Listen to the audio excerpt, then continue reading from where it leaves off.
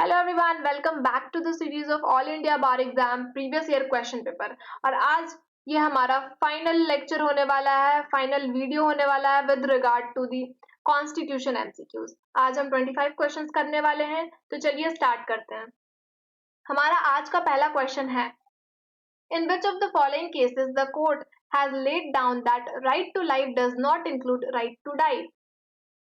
इनमें से कौन से केस में सुप्रीम कोर्ट ने ये बात कही थी कि राइट टू लाइफ में राइट टू डाई इंक्लूड नहीं होता है?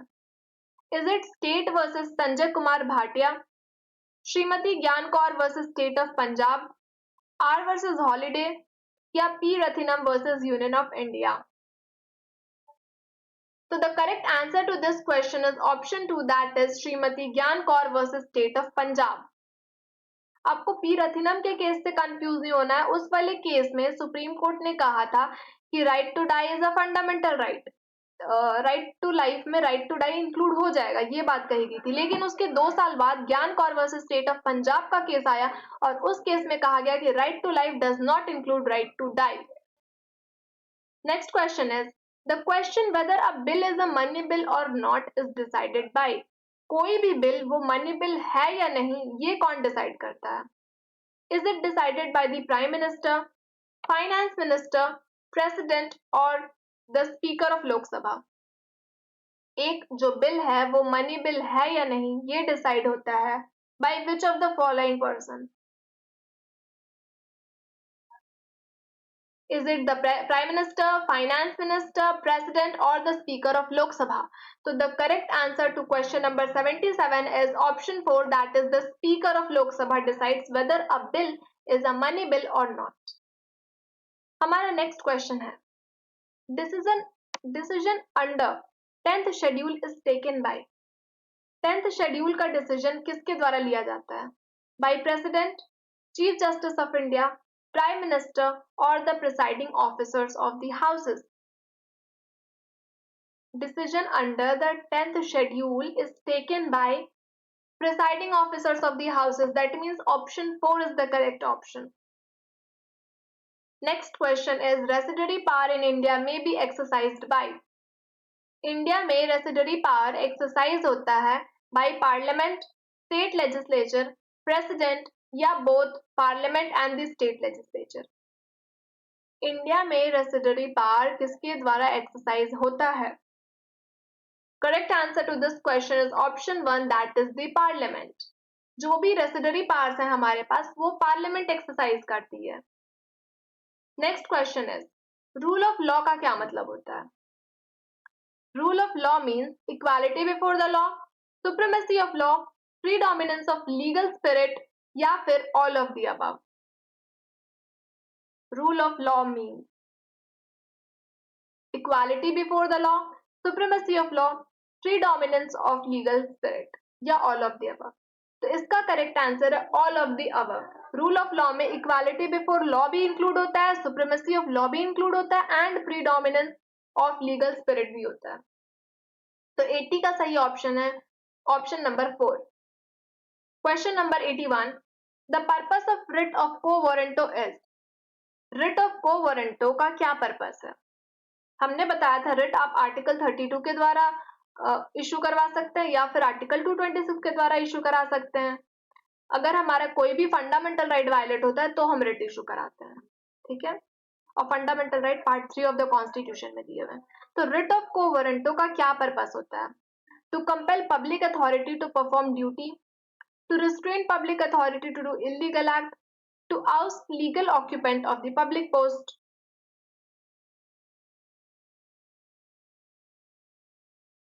तो correct answer to this question is option 3, that is to oust illegal occupant of a public post। Quo warranto का मतलब होता है बाय व्हाट वारंट या बाय व्हाट अथॉरिटी। तो यहां पर पूछा जाएगा कि by what authority you are holding this public post, that is the purpose of writ of को warranto.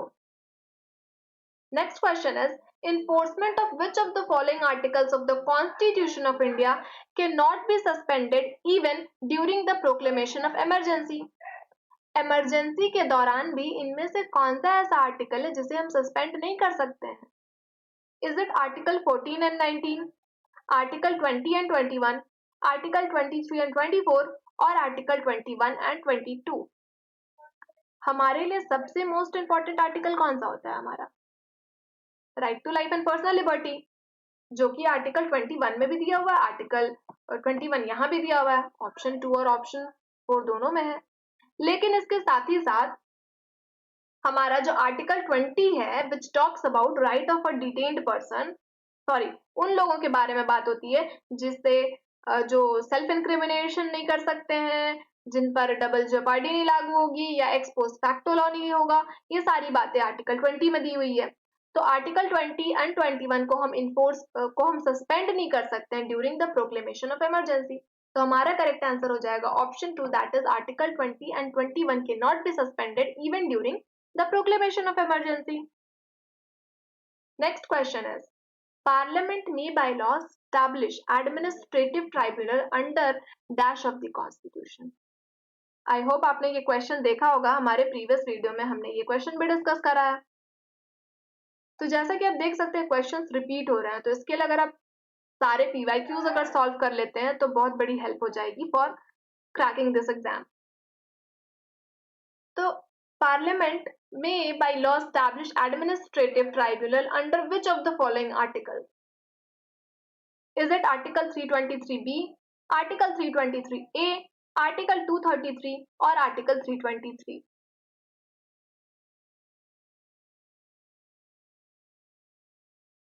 Correct answer to this question is option 2, that is Article 323A.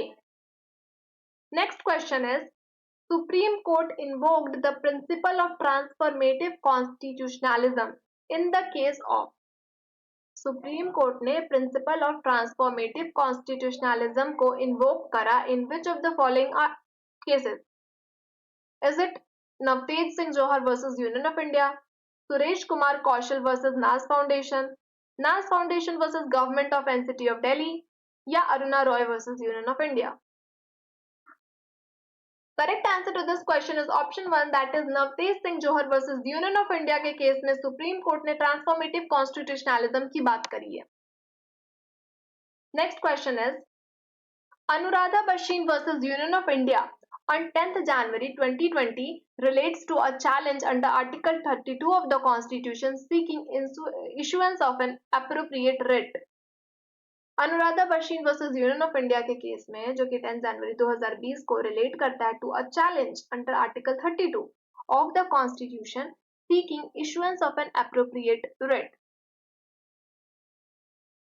for setting aside the order of government of by which all modes of communication including internet has been shut down in J&K, for setting aside orders of the government by which private property was sought to be acquired in J&K, for setting aside orders of government by which J&K was constituted as a union territory, या for setting aside orders of the government by which Ladakh was separated. तो ये सारी बातें कहीं ना कहीं आपके 2019 में तो हुई थी जब J&K को स्पेशल स्टेटस से हटा दिया गया, नई यूनियन टेरिटरी बन गई J&K एंड लद्दाख। तो ये सारी बातें तो उसमें हुई थी, लेकिन यहाँ पर बात करी जा रही है अनुराधा बशीन के केस में जो कि रिलेट कर रहा है, तो इनमें से कौन से बात को चैलेंज करा गया था? The correct answer to this question is option 1, that is for setting aside orders of the government by which all modes of communication including internet have been shut down. Internet को इस case में माना गया कि internet हमारा article 21 है, हमारे fundamental right में राइट टू इंटरनेट भी इंक्लूड होता है। दैट्स व्हाई इंटरनेट को अगर शट डाउन करा गया था तो that was the violative of fundamental right, इसीलिए ये केस हुआ था। तो option 1 is the correct option. Next question is, article 310 of the constitution mentions about, article 310 में क्या बात करी गई है? Doctrine of immunities and instrumentalities with reference to civil servant, या doctrine of legitimate expectation with reference to civil servant, doctrine of natural justice with reference to civil servant, या doctrine of pleasure with reference to civil servant? Article 310 में इनमें से किस बारे में बात करी गई है? Correct answer is option 4, that is doctrine of pleasure with reference to civil servants, article 310 में बात करी गई है। Our next question is, right to know the antecedents of the candidates in election flow from, ये question भी हमने discuss करा है. Is it Article 19(1)(a), Article 20, Article 13 or Article 14? Right to know the antecedents of the candidate in election. और इसका correct answer है option 1, that is article 19(1)(a) which talks about the right to free speech and expression. Freedom of speech and expression article 19(1)(a) में है. What is the leading decision in case of Menka Gandhi versus Union of India? Menka Gandhi is also one of the leading cases. और इसकी बातें आपको याद रखनी पड़ेगी. तो as per question 88, leading decision क्या हुआ था? Right of hearing, separation of power, delegated legislation या rule of evidence? Is it right of hearing, separation of powers, delegated legislation और रूल ऑफ एविडेंस? तो Maneka Gandhi versus Union of India में बात करी गई थी राइट ऑफ हियरिंग के. Option 1. In which of the following case Supreme Court first of all made an attempt to look into the question regarding the extension of right to life to the right to health and other hygienic conditions? इनमें से किस case में बात करी गई थी? Question एक बार फिर देखिए. In which of the following case the Supreme Court first of all made an attempt to look into the question regarding the extension of right to life to the right to health and other hygienic conditions? The options are Rural Litigation and Entitlement Kendra versus State of UP, MC Mehta versus Union of India, V Lakshmipathy versus State of Karnataka या FK Hussain versus Union of India? Correct answer to this question is option 4, that is FK Hussain versus Union of India. Next question is ground of error of law apparent on face of record. Ground of error of law जो कि on face of it हमें नजर आ रहा है, तो इनमें से कौन सा रिट हम इशू करवा सकते हैं? अगर एरर ऑफ लॉ हो रहा है जो हमें पता है, तो that is connected with which of the following writs? Is it quo warranto, mandamus, habeas corpus और certiorari? Correct answer to this question is option 4, that is writ of certiorari हम इशू करा सकते हैं जहां पर भी लॉ एरर ऑफ लॉ हो रहा है हमें पता है. Next question is the objective resolution adopted by the constituent assembly on January 22, 1947 was drafted bye whom? Objective resolution को अडॉप्ट करा गया 22 जनवरी को 1947. तो इसे ड्राफ्ट किसके द्वारा करा गया था? Was it drafted by Jawaharlal Nehru, doctor B R Ambedkar, doctor Rajendra Prasad या BN राव? तो the correct answer to this question is option 1, that is Jawaharlal Nehru ने ऑब्जेक्टिव रेजोल्यूशन को अडॉप्ट करा था. उन्होंने ड्राफ्ट करा था और उनके द्वारा ही अडॉप्ट भी किया गया था. Next question is protection of environment is. Protection of environment की बात हो रही है, तो is it a constitutional duty, directive principle, fundamental duty और directive principle and fundamental duty both? Protection of environment. Protection of environment की बात हो रही है, तो it is both, directive principle भी है और फंडामेंटल ड्यूटी भी है. Next question is item education belongs to. अब जैसे आप जानते हैं union list, state list, concurrent list, residuary subjects जो होते हैं सब में कुछ कुछ आइटम्स दिए हुए रहते हैं, जैसे कि कौन से ऐसे टॉपिक्स है या कौन से ऐसे आइटम्स हैं जो यूनियन लिस्ट देखेगा, स्टेट लिस्ट देखेगी या कॉन्करेंटली यूनियन एंड स्टेट मिलकर उस पर लॉज बनाएंगे. तो यहाँ पर बात हो रही है एजुकेशन के बारे में. तो एजुकेशन किस में फॉल करता है? तो आपको पता होना चाहिए कि जो हमारा एजुकेशन है it belongs to the concurrent list, मतलब इस पर सेंटर भी लॉ बना सकती है और स्टेट भी लॉ बना सकती है. Next question is who was the constitutional adviser to the constituent assembly of India? Constitutional adviser इनमें से कौन है, कौन था with regard to constituent assembly? Was it doctor Rajendra Prasad, doctor BR Ambedkar, BN Rao या Jawaharlal Nehru?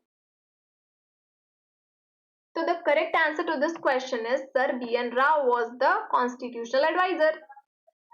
Next question, which of the following writs is a bulwark of the personal freedom? Personal freedom की बात हो रही है, तो उसके लिए हम इनमें से कौन सा रिट इशू करा सकते हैं? अगर हमारी बॉडी को डिटेन कर लिया गया, या हमें डिटेन कर लिया गया, कन्फाइन कर लिया गया wrongfully या illegally, तो इनमें से कौन सा रेट हम इश्यू करवा सकते हैं? Is it quo warranto, mandamus, habeas corpus या certiorari? तो the correct answer to this question is option 3, that is writ of habeas corpus हम इश्यू करा सकते हैं हमारे पर्सनल फ्रीडम के लिए। एज पर आर्टिकल 32 हम सुप्रीम कोर्ट के पास जा सकते हैं, एज पर आर्टिकल 226 हम हाई कोर्ट के पास जा सकते हैं। Next question is which one of the following fundamental right was described by Dr. B. R. Ambedkar as heart and soul of the Constitution? तो इसके बारे में मैंने पहले ही डिस्कस करा है in our previous video. Doctor B R Ambedkar ने heart and soul इनमें से कौन से फंडामेंटल राइट को कहा है? तो इसका करेक्ट आंसर हो जाएगा option 3, that is right to constitutional remedies. अगर हमारे पास रेमेडी ही नहीं रहेगी तो हम राइट का क्या करेंगे? इसीलिए जो हमारी कॉन्स्टिट्यूशनल रेमेडी है that becomes our heart and soul of the constitution. और कॉन्स्टिट्यूशनल रेमेडीज हमें आर्टिकल 32 के अकॉर्डिंग भी मिलती है एंड आर्टिकल 226 के अकॉर्डिंग भी मिलती है। Next question is the number of fundamental rights available in constitution of India are. कितने फंडामेंटल राइट्स हमें मिले हैं? 6, 7, 8 और 10। तो correct answer is option first, that is हमें 6 फंडामेंटल राइट मिले हैं। Right to equality, right to freedom, everything. Okay, which of the following is a fundamental right? मैं आपको बता देती हूँ 6 फंडामेंटल राइट्स में कौन कौन से फंडामेंटल राइट हो गए। आर्टिकल 14 से 18 हमारा हो गया इक्वालिटी से related, right to equality, that is a fundamental right. उसके बाद फ्रीडम ऑफ स्पीच हमारा है 19 से लेके 22 तक।